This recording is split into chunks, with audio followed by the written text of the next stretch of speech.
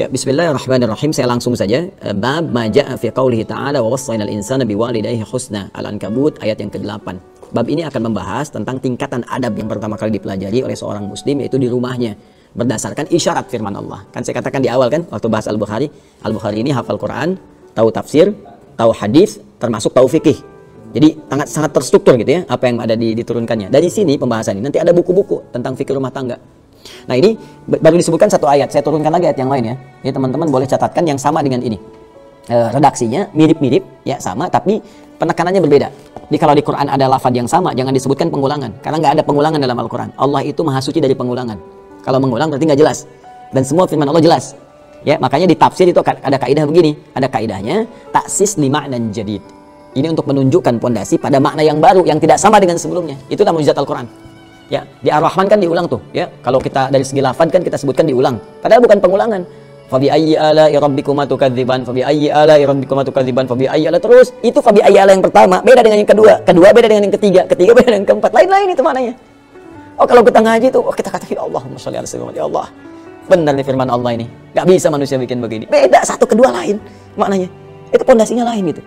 Di Al-Baqarah aja ya Bani Israil dzkuru kan? Itu kan 3 kali. Ya Bani Israil dzkuru nikmati allati an'amtu 'alaikum wa aufu. Kan yang 40. Yang 47 wa anni fadaltukum 'alal 'alamin. 122 wa anni fadaltukum 'alal 'alamin. Kan? Itu antara 1, 2, ketiga lain-lain maknanya. Ya. Nah, di sini saya ingin tunjukkan ini yang Al-Ankabut ayat 8. Kalian teman-teman boleh tambahkan Quran surat 31, Luqman ayat ke-14. Kemudian satu lagi Quran surah 46 ayat 15 yang kemarin. Ya. Nanti itu berurutan tuh, berurutan ya. Quran surah ke 29 ayat 8. Kalau yang ini kaidah dasar. Nanti yang di Luqman Quran surah ke-31 ayat 14 itu nanti terkait dengan masa penyapihan. Ya. Kehamilan dengan penyapihan. Kemudian yang Quran surah ke-46 ayat ke-15 terkait sampai masa usia 40 tahun dan harus menyiapkan amalan spesifik untuk dibawa pulang yang jadi kebanggaan gitu, sampai dengan doa dan menyiapkan keturunan. Ya. Nah, ini mari kita lihat turunannya ya.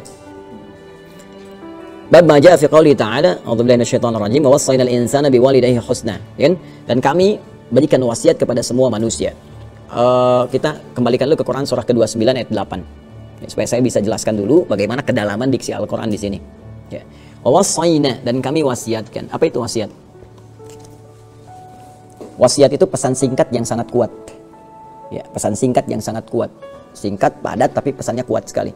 Bukan mau meninggal ya. Wasiat itu asalnya bukan mau meninggal.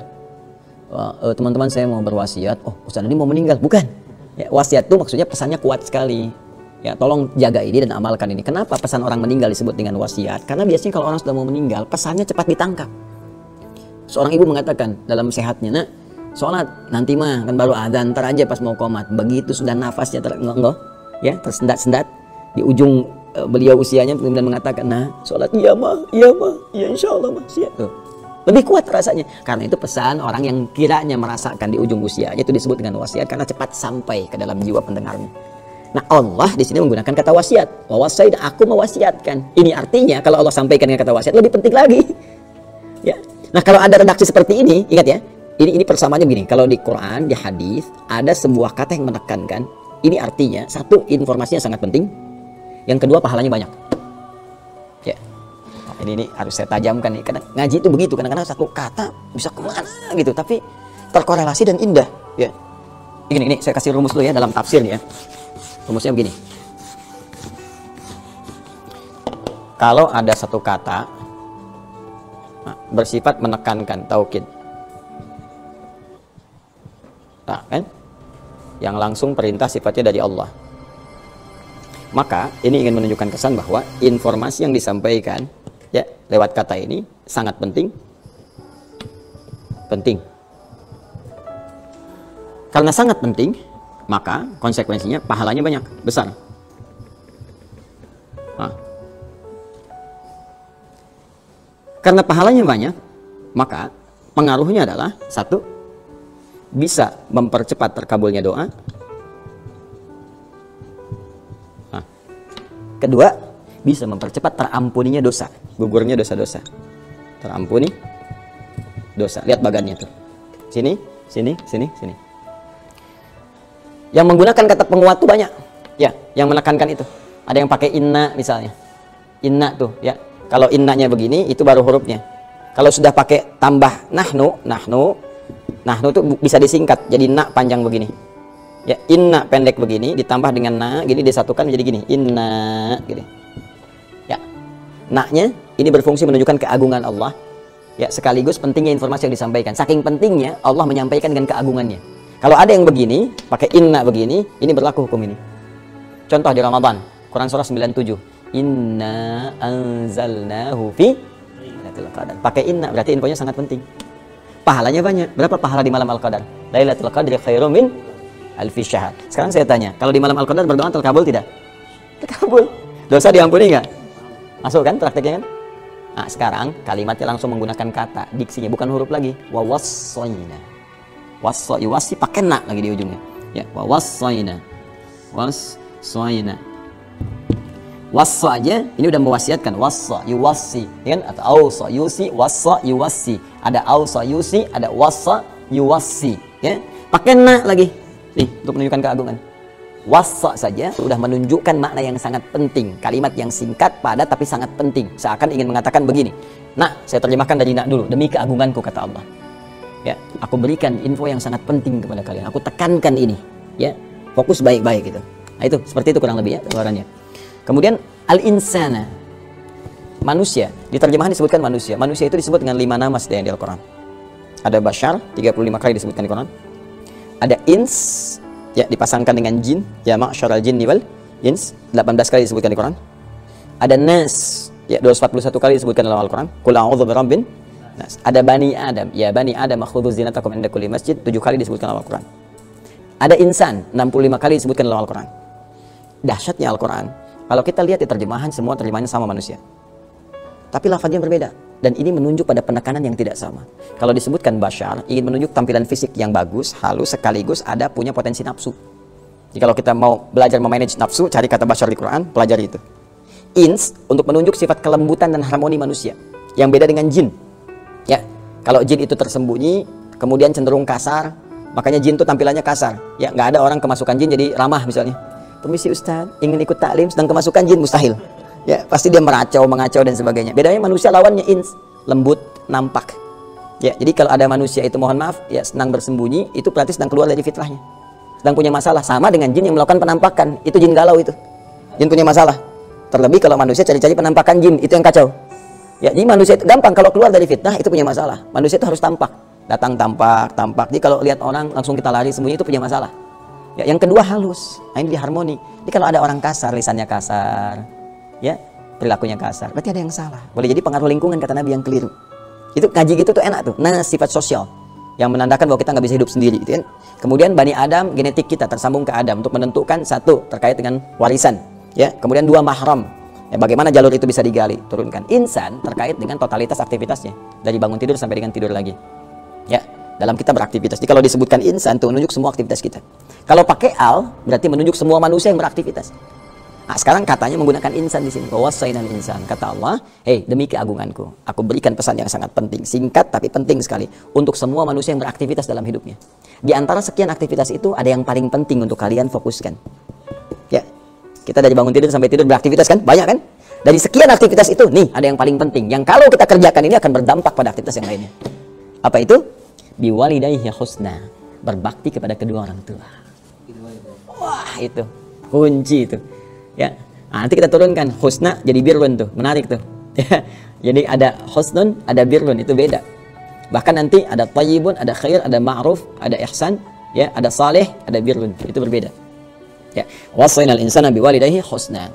Aku wasiatkan kata Allah, berikan pesan yang kuat untuk berbakti, berbuat baik kepada kedua orang tua. Husna itu masdar, sifat dari kata hasuna yahsunu husnan wa hasanan.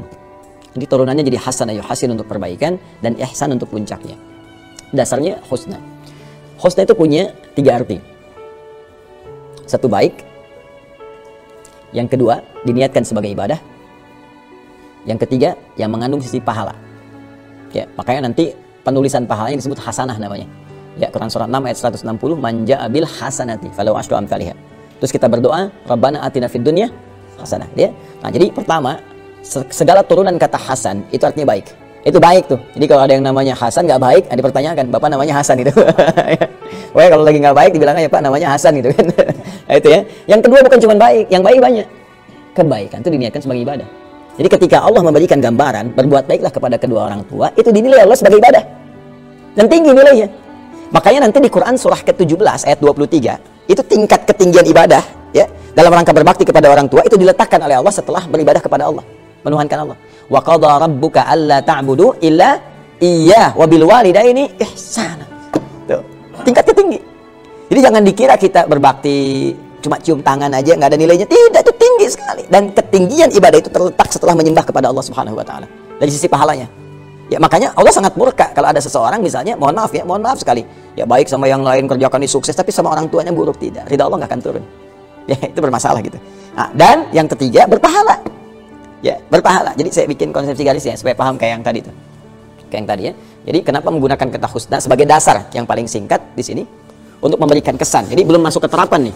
Ya baru dikasih konsepsi dulu kalau kita mau, Allah turunkan nanti secara detail dan harus mau. Ya, ini menunjukkan satu turunan kata hasuna. Ya, ini kalau ada begini ru'ah namanya. Kadang disebut rik'ah, ini sin kalau panjang begini, sin ya. Hasuna yahsunu husnan wa hasanan, nanti ada wa ihsanan ya kalau pakai ahsana, dan tahsin kalau pakai hasana. Ini menunjukkan, garis ini menunjukkan tiga hal. Satu, segala perbuatan yang baik mengandung nilai ibadah dan berpahala. Kita praktekkan dengan ayat ini dalam konteks bakti kepada orang tua. Orang tua. Ya.